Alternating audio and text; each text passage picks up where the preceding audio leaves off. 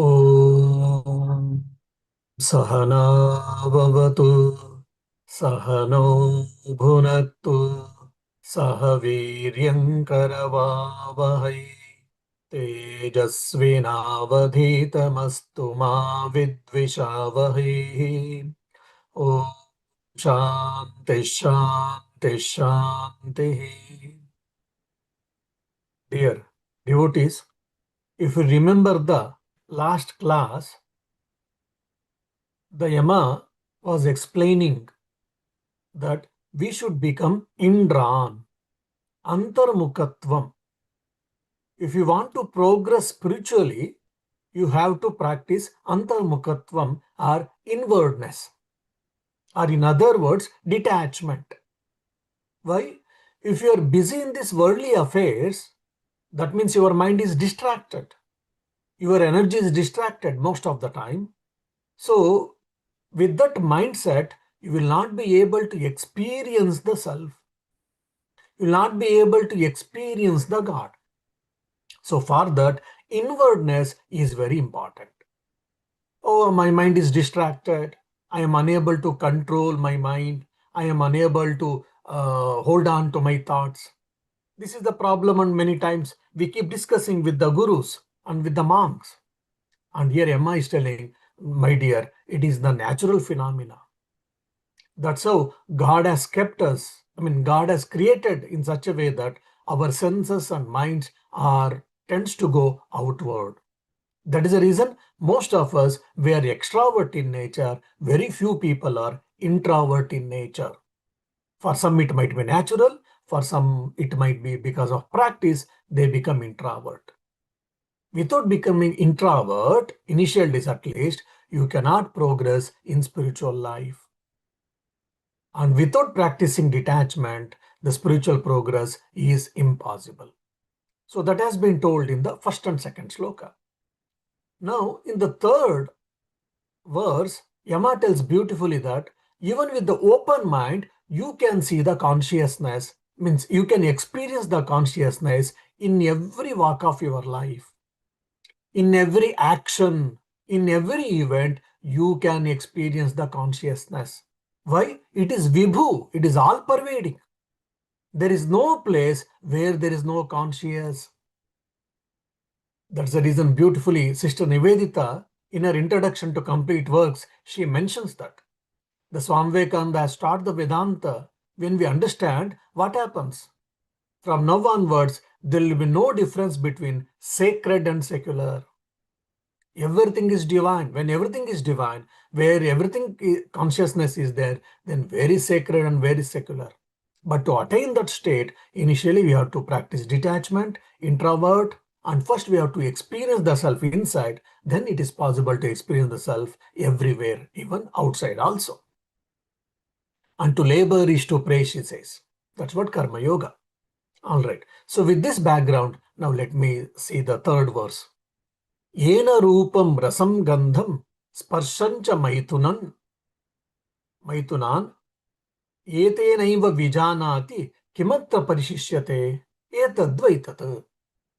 That by which one experiences color, taste, smell, sound, touch, and the joys of sense pleasures. By that alone does one know everything. What else is left here independent of it? The self is indeed that absolute truth you are seeking. So when you say detachment, introvert, that doesn't mean that we should shut our sense organs and mind and keep quiet. No, that is not possible at all point of time. We have to work, we have to do our day-to-day responsibilities. But you should not get lost in this. You should not get entangled in this worldly possession. That is what Vedanta is also trying to tell. Our sensory pleasures, worldly pleasures should not be our primary goal. Now, if you see Upanishads or even Kathopanishad elsewhere has told, I am the Brahman, I am that Brahman, and my nature is what? Existence, consciousness, bliss absolute, Sachidananda Swarupa. Ahamasmi Brahma. And what is that nature of that Brahman or Atman? That is Sachidananda. And in the Taittiriya Upanishad language, it is Satyam, Jnanam, anantam Brahma. This is one way of explanation. Now, Upanishad explains this Atman Brahman in different ways or different contexts. Here, Yama is explaining in the third verse as the consciousness is the base for all experiences. Now, how do I know the world exists? When we keep thinking it, the only possible, the logical answer will be because I experience. So experience is the yardstick for the understanding or for thinking the reality of an object or of the world. If I don't experience, then generally we doubt it or we say that probably it does not exist. Now, whatever we say, universe, and universe has got the light years, solar systems, galaxies, so much, so on and so forth, whatever it may be, everything is only, the whole world is understood from a human point of view, I'm speaking, only from 5 ways. Either through color or form, or smell, or taste, or the texture, the touch, or the sound. The whole world has been perceived, understood, either one or two or all of this. Apart from this, can you show me the world exists apart from this? No, not at all possible. So the world, the knowledge of the world or the knowledge of anything is only possible for us through these 5 sense organs of knowledge or pancha gnanendriyas. Okay, now I am seeing a flower. When I'm seeing a flower, then what happens? My sense organ is, the sense organ eye is involved, my mind is involved, which we are all aware. Fine. Now, by understanding Vedanta, probably you may say, yeah, but Atman or consciousness is also involved. That is true. And today science also accepts when you see a red rose flower and you are getting carried over and you say, beautiful rose flower. Like in May, I had been to Netherlands. Their tulip garden had been. It is beautiful. Different types of flowers, different type of colors, different sizes, different textures. It is a sight to see. Yes, but when you ask the scientist, say, Swami, it is only a distorted image. How? I'm seeing so many tulip flowers. How can you say that? There were different type of flowers also, like hydrangea or camellia and so many other. Just because tulips were common and famous, that's the reason I'm saying tulip. Oh, I'm seeing tulip flower or tulip flowers. How can you say that it is a distorted image? Then the scientist says, my dear, when the light falls on an object, the reflection of the light, whatever it falls on your retina, eye retina, and based on that, it sends some electric signals to your mind. Then mind processes the information and it sends back some understanding through the electric signals, through brain activity or whatever you say that. Then you say that it is a red colored, single layered tulip. But actually, I am not seeing the red colored tulip. It is only our imagination. Today, science is accepting it. Only it is like a color or electromagnetic spectrum or the brain waves actually. But we are thinking that I am seeing the red flower. But you may say, oh Swami, my experience differs it. This is what called Maya. All right. Now, all the knowledge is possible through 5 sense organs with the mind. Fine. Now, the Yama here is telling the consciousness is the base for all these activities. You might be seeing or hearing or touching or tasting. Oh, the food is very delicious. Or there's a good smell, bad smell. Whatever the activities you say that, my dear, everything is what? The basis is what? The consciousness. That is what is beautifully told in this verse. Now you are experiencing the lemon rice or maybe night, because in the India now, so after the class, you are going to enjoy the methi chapati and palak paneer curry is waiting in the kitchen, say for example, with ice cream because summer, so ice cream also. Fine. So you, after the class, you might be enjoying the methi chapati with the palak paneer curry and ice cream also, no doubt. But while enjoying, you should start understanding that it is nothing but the activity, the experiencer is what the consciousness. So here Yama is trying to tell, I, the self, is the experiencer and everything is what experienced. I, the self, the Atman is the experiencer, and whatever I'm experiencing, everything is what experienced. That is anatma. To start with. Afterwards, only Atman and Atman alone exist, they say. Now, I am the self, fine, Atman, experiencer, and the experienced, the object of experience, can be classified at three levels. One is external world. Since I experience the ice cream, since I experience the waterfalls, since I experience the mountain, since I experience the flower, water, whatever it may be, with the different objects in this external world, that means it is anatma, it is a collection of objects. Same thing, now I'm experiencing my body. I'm experiencing my headache. I'm experiencing leg ache. Or am I experiencing uneasiness? Or I'm experiencing the lightness in the body. Since I'm experiencing my body, physical body or gross body, it is also anatma, it is also non-self. Then my mind was disturbed. Now after starting listening to the class, now mind is getting concentrated. Mind is becoming contemplative. That means what? Your emotions or your thoughts are getting stabilized, are getting calmed down. That means you are aware of your mind through the thoughts. So your subtle body is also the experienced. In the deep sleep, what happens? You are ignorant of everything. You are the consciousness, but consciousness is aware of the ignorance. It is nothing but karana sharira or causal body. That means the physical body, subtle body, causal body, including the external universe, all of them are what? Anatma. The world and body-mind complex are not self. And who am I? Who are you? I am the self. So you are the self and you are experiencing the world and body-mind complex. It is non-self. So that is the reason we have to detach. Detach not physically, it is mentally or cognitively. So the body and mind is only, it is an instrument.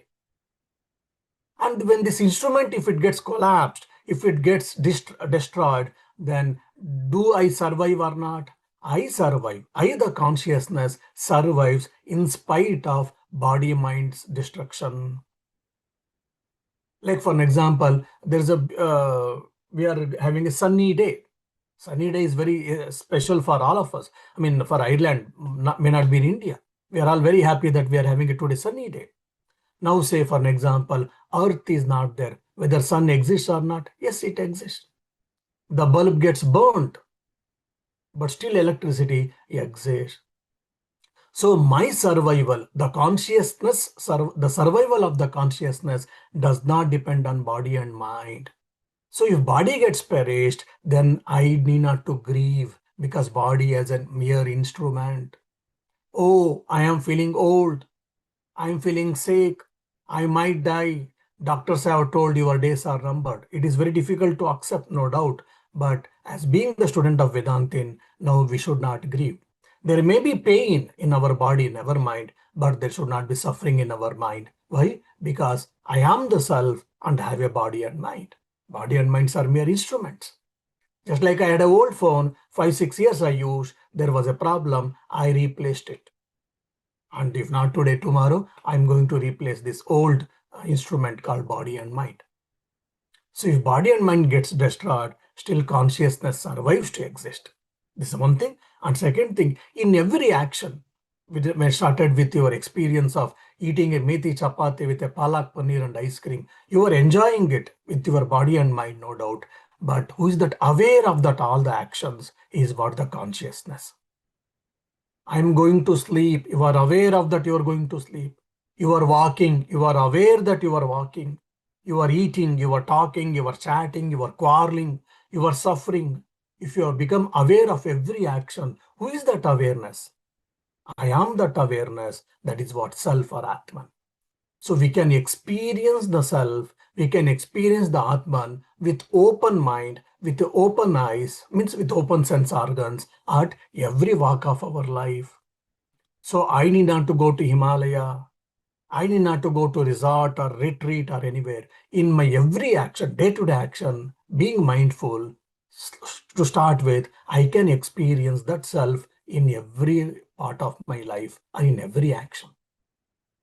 So claim that I am that consciousness who is aware of every action, every thought, every event. So etenaiva vijānāti means what? It is the light of all the transactions. So many transactions in day-to-day things it is happening, and it is the light of all transactions. Then kimatra pariśiṣyate. I mean, what else it remains if you ask? If you remove everything, consciousness and consciousness alone exist, and you cannot remove the consciousness. Why? Because you cannot say, I don't survive. That is the most contradictory statement you can say. I don't survive, or rather, I don't exist.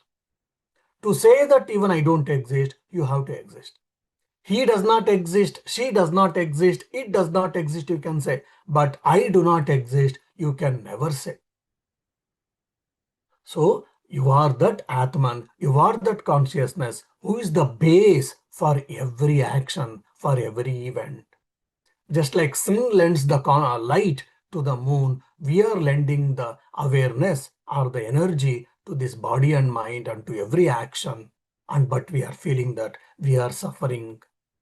We have become slaves under the body and mind and are unfortunate. I am lending the energy for them, and I am feeling that I am under their command. That should not be the case. And because Nachiketa had asked, tell me that what lies beyond death, beyond cause and effect. So here Yama is telling very clearly there is the boundless divine reality which is behind everything. That is what the consciousness or the self or awareness or the seer, not the seen. That has been told in this beautiful third verse. So, and I am that consciousness. And you need not to go in search of consciousness anywhere because you are that and it exists everywhere. And also one more thing that you have to understand here is consciousness is the support for every activity. Why? Consciousness is vibhu, it is all pervading. So there is no place where there is no consciousness. And actually there's one more interesting point I would like to say. I'm getting tempted to say this. Without consciousness, I mean, if the matter and consciousness, how to interact if you ask, there is no chance possibility at all. Even the matter also should be in the consciousness, then only it is possible for me to experience the, what you say, methi chapati. So consciousness and consciousness alone exist. In the consciousness, just like in an ocean, there's a small wave, big wave and all. So methi chapati is also one wave in this consciousness, like an ocean. Your ice cream is also one more wave in this consciousness. Otherwise, I don't know how many of you can understand this. It is a very subtle and very important thing. How the consciousness can interact with the matter, if you ask, the only possibility is it should be only consciousness. All right, let me go to the next shloka. Svapnāntaṃ jāgaritāntaṃ cha cobhau yenānupaśyati mahāntaṃ vibhumātmānaṃ matvā dhīro na śocati. By this Atma alone, one perceives both the objects of dream and the objects of waking. Having known the great all-pervading Atman, the discriminative one, does not grieve. Here, Yama is taking the actually avasthatraya sakshi. That is, I am that witness who is witnessing all, who is present in all the three states of experience. So with the druk-drishya viveka method, he is trying to tell you are the druk, never the drishya. You are the seer and never the seen. So what are the three states of experience? One is Jagrita, the waking state, which we are here, which we are all of us, we are in this waking state. Means I am experienced the world as a waker through my body and the mind, or through my mind and sense organs. Now in sleep, I have got a dream state, svapnāvasta. There my body is at rest, but my mind is active. So the mind projects the world actually there. So the experiencer, experienced and experienced, all the three things role is been taken by the mind there. Anyhow, the sushupti, my sense organs and mind both are dormant. It is not available for transactions. Only I am experiencing the ignorance or nothingness in other language, or I'm experiencing the absence. Who is that experiencing? ātmānaṃ is experiencing the absence of objects or mind or sense organs or whatever. So waking state, dream state, and deep sleep state. In the waking state, your sense organs and mind and awareness is available. And in dream state, sense organs are not available, and mind and your awareness is available. And in the deep sleep state, sense organs are not available, mind is not available, means they are dormant, your awareness is available. So now, among all the three, there's only one thing which is available at all three states of experience. That is what? The Sakshi or Chaitanya or Atma. And that is the Atman's nature is what? Vibhu. Vibhu means all pervading. All pervading means it exists in all these three states of experience, and it is beyond three states of experience. And the interesting thing, if you see, in the Jagrita, in the waking state, the objects which you are experiencing, it is made up of 5 elements. But in the dream state, whatever you are experiencing the object, it is only made up of your thought, but not made up of elements. You are experiencing the ice cream, it is made up of some material externally. But in dream state also you are experiencing an ice cream that is only a thought, but there is not made up of object. So there is a difference in the object, Vishaya Vedaha. Then the time also difference is there. For example, I traveled to America. Now from India to travel to America, probably it is not less than 18 hours. You then waiting period 2-3 hours. Then in between there will be, I think you might have to change the flight. There also again it will take 2-3 hours or 6 hours sometimes. Basically more than 24 hours or even 28 hours it took for you to travel from India to America in the waking state, Jagrita. Now in the dream state you went to America.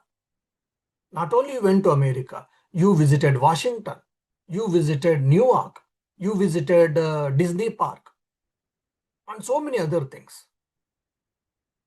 And again your sleep broke, and you see just 10 minutes before you slept, in this 10 minutes you had a dream. In the dream you went to America and you visited many places. Kala Bedaha, there is also time gap. Time are different. Whatever the time we measure in the waking state and the time we measure our experience in the dream state is completely different. Now the same thing is in the deep sleep state also. Though we are absent, but we slept. At some point of time, we know that we are going to sleep, we slept. And we get up and just 5 minutes before I slept, I felt. Now I say already 6 hours before I went to bed. And after 6 hours, I am getting Kala Beda. Time gap is there. Then Desha Beda. I went to America actually from India to America. But in the dream, in the same place, I am experiencing everything. Or in the small space, that is in the mind itself, I am seeing the America, I am seeing the Disney park, I am seeing the planet, solar system, whatnot. All these things are there. So much differences are there with respect to time, with respect to object of experience, with respect to space, everything. But there is only one common factor, that is that I or consciousness who is available for all the three states or at all the three states.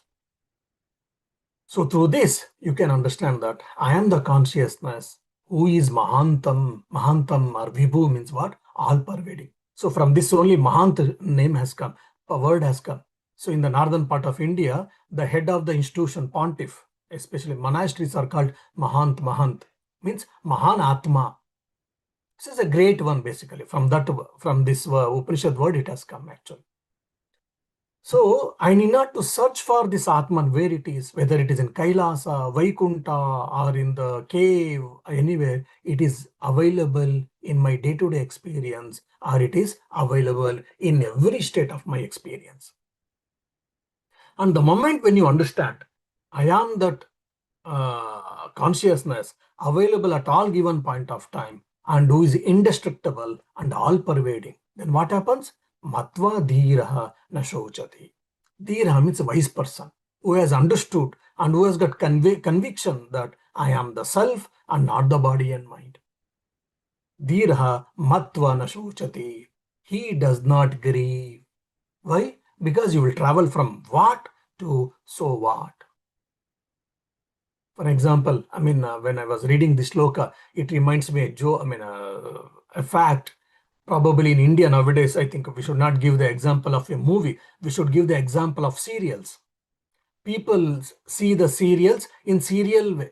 And it is like a Hanuman tile. It is going on. Like a disco rubber band they'll be pulling and it will be going on. And suddenly there are some movements will be there where the villain, so-called villain is creating lot of trouble for hero or heroine. And we are moved out actually. And probably if you see that villain and you may slap him or her, you might try to attack on him or her. And you are so much furious on that character, fine. But after the shot, that is after the enactment, the villain and the hero or heroine, they might be taking selfies and they may be eating together. They may be having a good time, lighter times, and they may be good friends. Now we are getting so much angry and annoyed of villain because we have taken it for granted. Now the people who are enacting it, they are aware that it is a drama.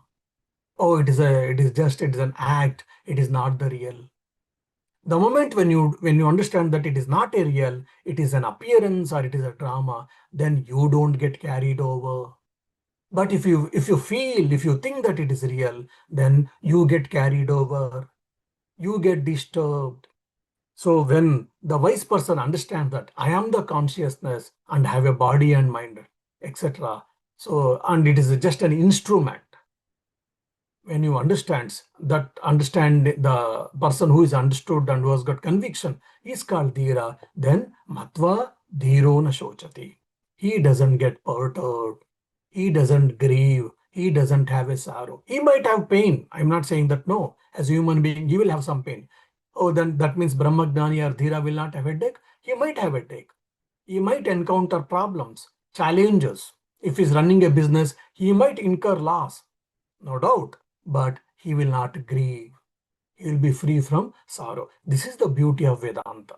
If you understand Vedanta and if you put into practice, you might undergo pain, but you will not undergo suffering. You will free from suffering. All right.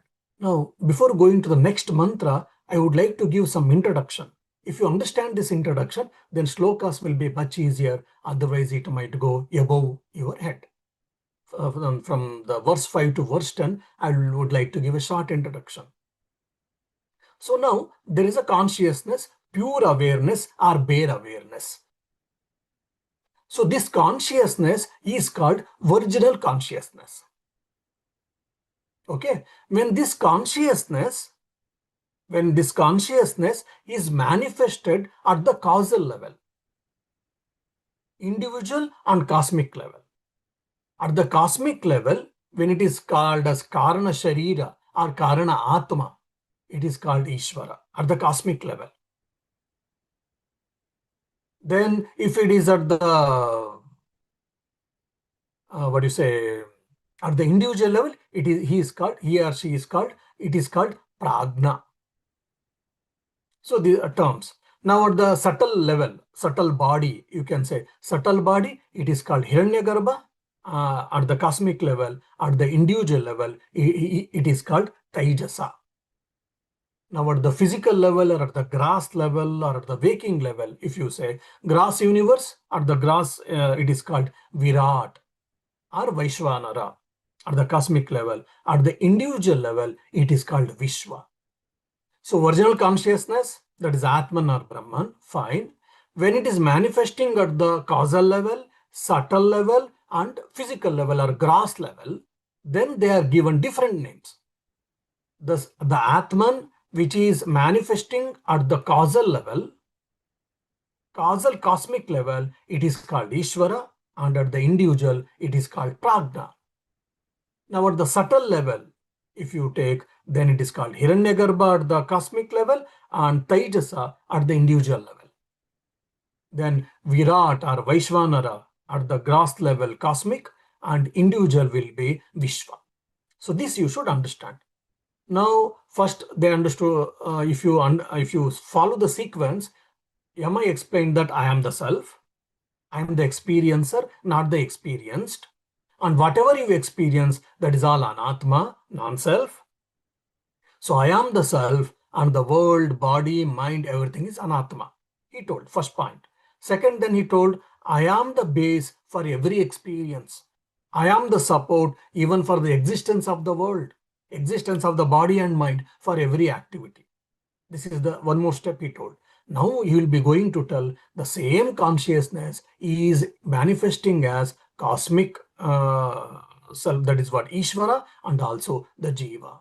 So how there is a link between microcosm and macrocosm will be discussed. So you should know this basic introduction.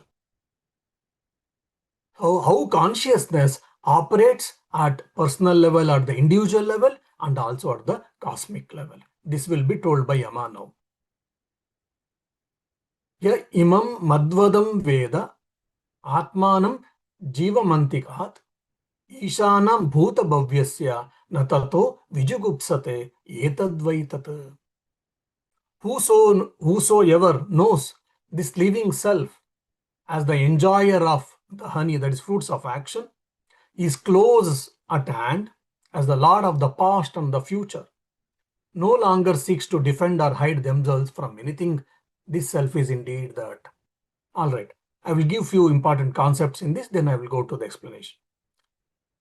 So it's a beautiful metaphor given by Yama. Here, one word the Yama is using, madhvadaṃ.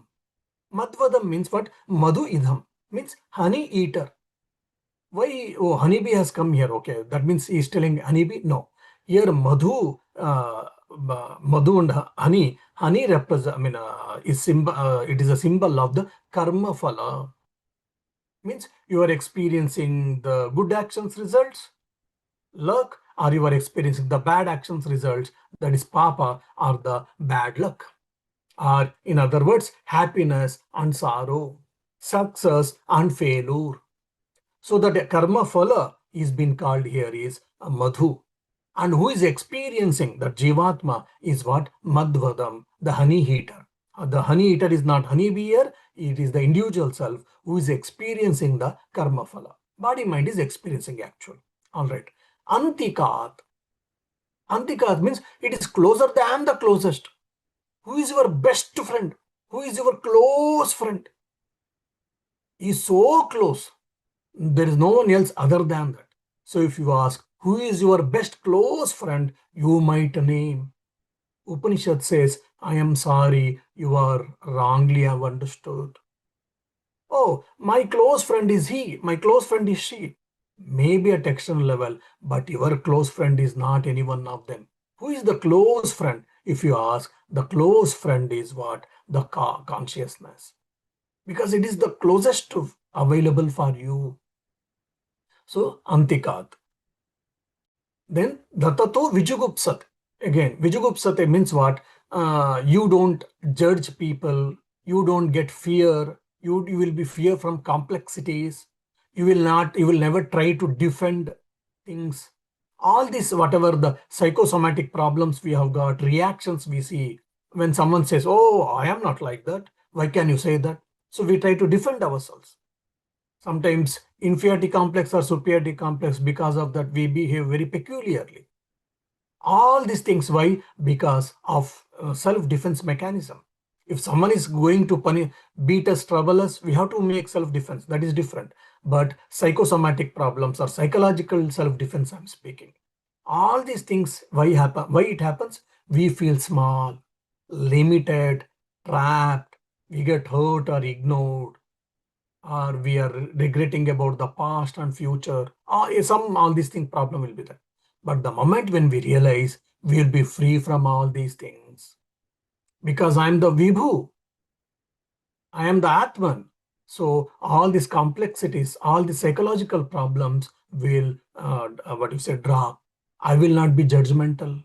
I am seeing people, I mean, even especially Indians, when they come here, one day they might have spent in Ireland. Immediately they say, Swamiji, Ireland is so beautiful.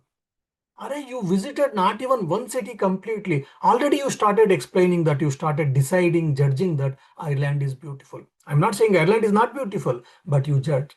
And 2-3 minutes you speak and you say the person is good or bad.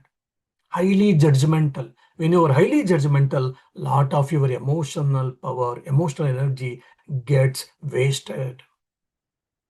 Highly judgmental, and immediately we get, for small things, we get irritated, and we are so much bothered about who will think about me, what they will think about me. All these things, we should be conscious about atmosphere, about people, surroundings, and all, no doubt. That doesn't mean that we should be dumb, but we get carried over by all these things. In day-to-day life, most of our time will be carried with these things. Why? Because we are not clear about who am I. The moment when you understand, when you get convinced, and when you know that I am the self, not the body and mind, you will not get terrified. You will not get carried over. You will not get disturbed or perturbed by these small, petty things. That is the beauty of knowing the self. By knowing who am I can be happy at all given point of times. So here the yama is trying to tell the qualified aspirant understands that he is not only different from the Atman, or the consciousness, and is also not different from prajna. Means the same consciousness is manifesting as Ishvara and the prajna. Ishvara at the cosmic level and the prajna at the individual level. Now you might remember why Tattva Bodha is important. When we study Tattva Bodha, all this, who is Prajna, who is Taijasa, who is Vishwar, Vaishvanara, everything will be discussed. So the original consciousness at the cosmic level is at the Ishvara, at the individual level, the Jiva, which is called the Prajna. And the inner line things are what? There is no difference in the consciousness, only it is difference between the reflecting medium. Now there's a good quality lens and the superior quality lens when we go for cataract operation. It is a lens, no doubt, but it's a good ordinary quality and there is a superior quality lens. By that, what happens? When you put a ordinary contact lens after the cataract operation, you will be able to see, no doubt, but there may be some problems, or you might not be able to see better, completely. But when you put imported or the superior quality lens, when you undergo cataract operation, what happens? It is very clear. We will not have any problems mostly, and we'll be able to see things, etc., etc. So with the original consciousness, the reflecting medium, which is subtle, better, and vast in nature, because of that, just like a floodlight, is Ishvara. Original consciousness with a limited, inferior, less bright reflecting medium is there. That's why it's called Jiva. And this Jiva is thinking of samsari. He is thinking that I am the karta and I am the bhokta. That is called madhvadaṃ. So the difference between Ishvara and Jiva, Ishvara and Prajna, is what? Reflecting medium, not the consciousness, according to the Advaita Vedanta. The same idea, it goes into the next 4 slokas. We shall try to see in the next class. Om Shanti Shanti Shanti Harihi Om Tat Sat Shri Ramakrishna Arpanamastu.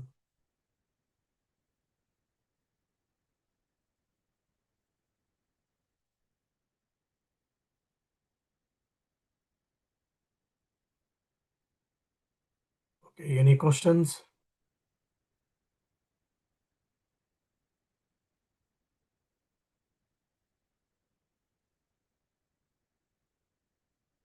Maharaj, īśānaṃ bhūtabhavyasya, what is that meaning of that part?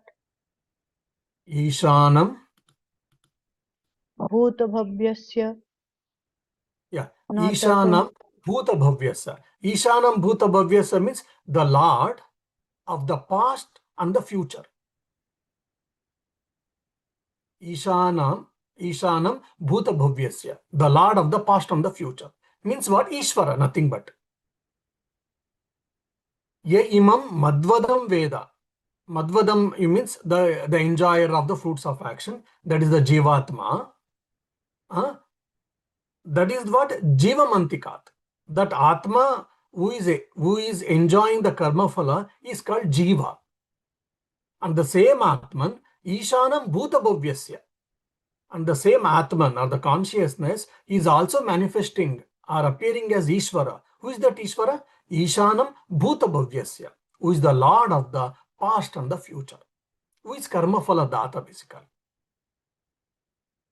So there is no essential difference between the jiva and the Ishvara from the inherent point of view. That is from the consciousness point of view. The difference is only in the reflecting medium.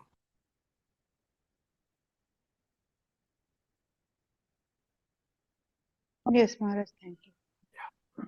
Maharaj, one thing I am asking from the previous class, that is pratyagratma and antaratma. What is the difference? Yeah, antaratma is what inside, like a mind, you can say. Inner mind or a mind, antaratma. Pratyagatma means it is a jiva. Pratyagatma means individual body, individual self, or jivatma, embodied self is what called pratyagatma. Antaratma is what? Inside of your heart. Antar atma. Atma means your mind, inside of your mind, basically. And pratyak atma, individual atmas. Different atmas means what? Jivatmas or embodied self. Yeah. And 2 days before the 5th slok, your speed, I cannot take the notes. It is very confusing. That's before 5th verse. Before that. Was I fast? You want me to go a bit slow? Yes, you are too fast. So Okay. when I will read, then I will understand. Then next class I will ask the question. Yeah, I understand. You have to go. I mean, I've reduced my speed a lot, no doubt, but still I have to reduce probably. Yeah. Or otherwise, this is recording is available. I'm sorry Okay, for yeah. that. You can listen to the recording once more, then probably you'll be able to understand. So, Maharaj, someone else is also with me, right? So Yes, not those who only are you. taking, those who are taking notes simultaneously. So for them, sometimes